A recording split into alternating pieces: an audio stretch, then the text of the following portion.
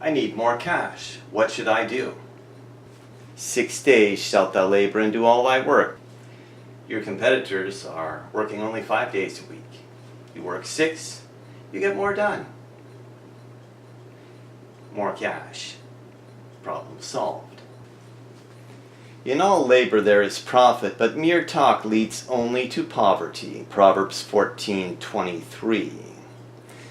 The 2018 poverty line is $12,140. 50 hours per week at $10 per hour is $500 per week, or about $25,000 per year, well above the poverty line. The solution is so simple. From McDonald's to Walmart to, of course, much more profitable jobs, everything is open. You can make twice the poverty line just by following God's 4th commandment. If you're jealous of those with money, don't just sit there and complain. Do something to make more money yourself. Spend less time drinking or smoking and socializing, and more time working. Become one of those people who work hard, invest and build, and at the same time create employment and opportunities for others. Says Gina Reinhardt, the first woman to top Forbes Asia's list of Australia's richest people.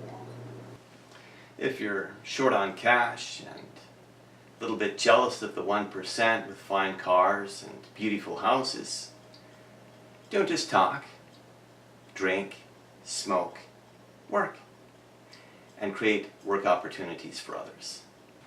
But obviously not everyone likes to work. As a door swings back and forth on its hinges, so the lazy person turns over in bed. Proverbs 26:14.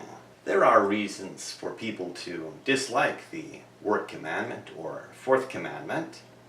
It has primarily to do with the fact that sometimes they'd rather be relaxing on the sofa or in bed than working.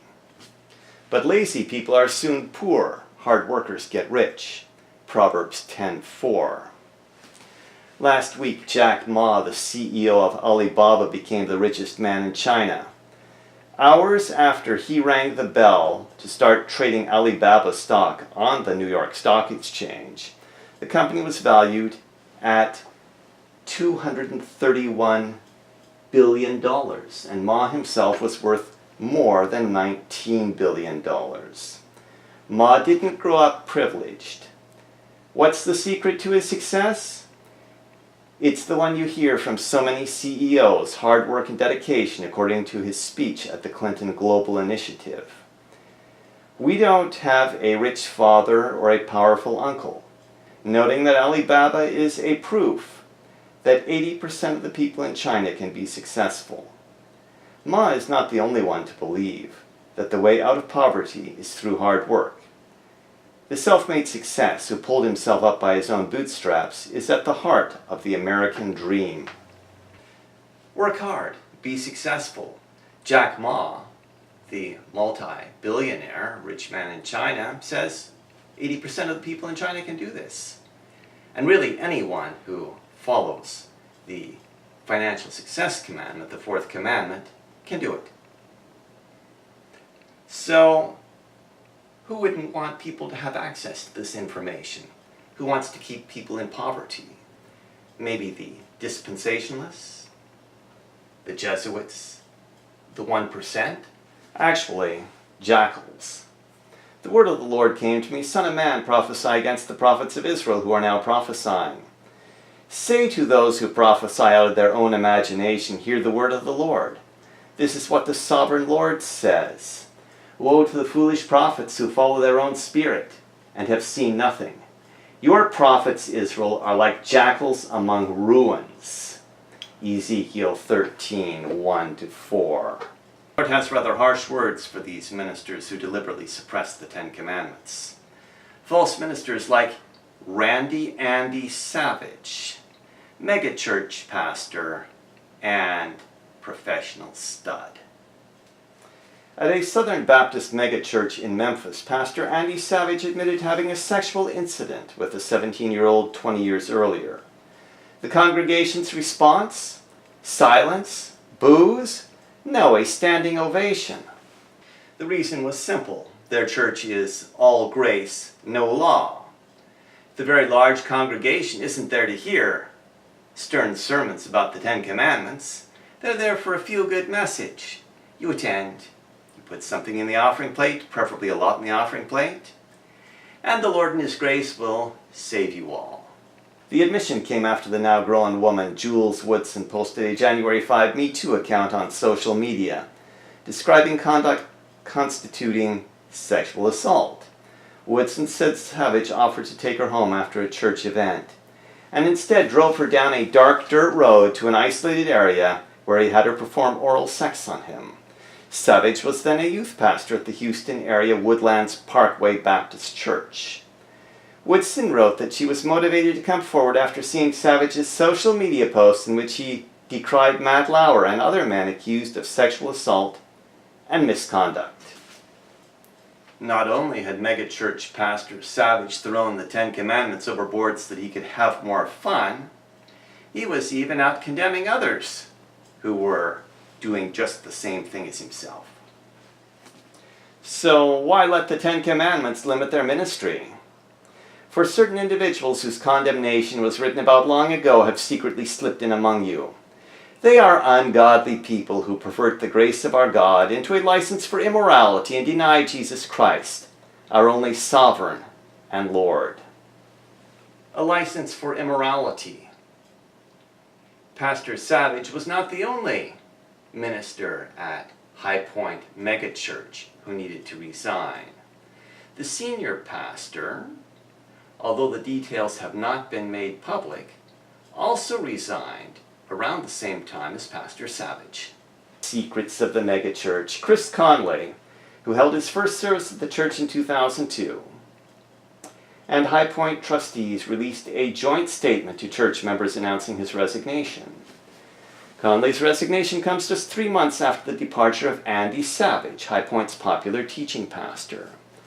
Savage confessed to having sexual contact with Jules Woodson in 1998 when he was her youth pastor at a Texas church. Under Conley's guidance, High Point became a megachurch with 3 campuses. He even wrote a successful book called Love Works. There was no answer at Conley's Collierville home Wednesday night. The pastor's Twitter account has been deleted. Church members declined comment at the East Memphis campus. Pastor Savage's sin has been made public. Pastor Conley takes a different approach in dealing with his sin. No comment. Doesn't answer telephone calls, deletes the Twitter, and the church members and trustees who do know what's going on with Pastor Conley are staying quiet about it. But mega churches like this can always flourish because there are always more people who love sin than love the Lord. So if you want a mega church, make it easy listening, with lines like, everyone is already saved, just accept it. Just say you believe and it's all cool. But don't forget the offering plate. However, Jesus, with his prophetic vision, foresaw the televangelists and megachurch shepherds. Why do you call me Lord, Lord, and do not do what I say? Luke 4:46. So yes, these megachurch types have a very popular gospel. Come on in. You're saved. Just accept it. Enjoy the music. Make some generous donations. And you don't need to worry about the Ten Commandments because your pastors don't worry about them either. Pastors like Pastor Conley and Pastor Andy Savage. There are 3 reasons that ministers use for a proclamation like this. More cash, since they have more worshipers. More young women for megachurch pastors like Andy Savage, and more boys for the Jesuit Fathers of Alaska. And so, to feather their own nest, these false shepherds suppress these valuable principles of financial success. Self-dealing is the conduct of a trustee, attorney, corporate official, or other fiduciary that consists of taking advantage of his position in a transaction and acting in his own interests rather than in the interests of the beneficiaries of the trust, corporate shareholders, or his clients. Or in this case, parishioners. Christians everywhere need to hear the valuable principles of financial success contained in the 4th commandment. But many ministers have discarded the valuable principles of the Ten Commandments to personally enrich themselves and gain access for straight Protestant ministers to younger girls, and for the Jesuit fathers, as we learned in the lecture on the second commandment, the more altar boys the better. But let's say that a person applies these principles to the fourth commandment. Can't all this work be too much of a good thing? A 31-year-old woman in Japan who put in more than 150 hours of overtime in a month died of congestive heart failure after working too much.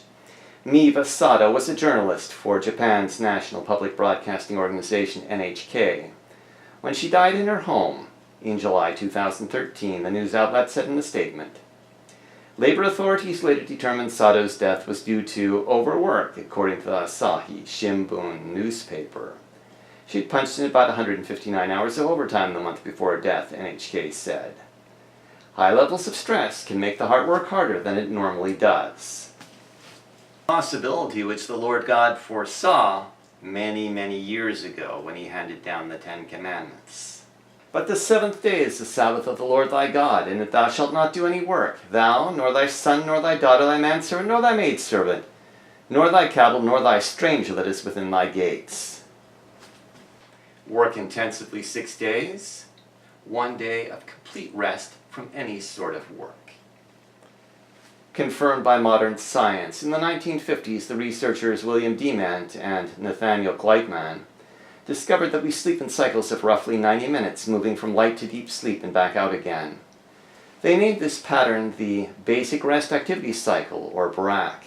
A decade later, Professor Gleitman discovered that this cycle recapitulates itself during our waking lives.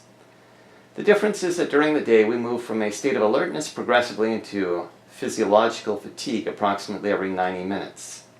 Our bodies regularly tell us to take a break, but we often override these signals and instead stoke ourselves up with caffeine, sugar, and our own emergency reserves, the stress hormones adrenaline, noradrenaline, and cortisol.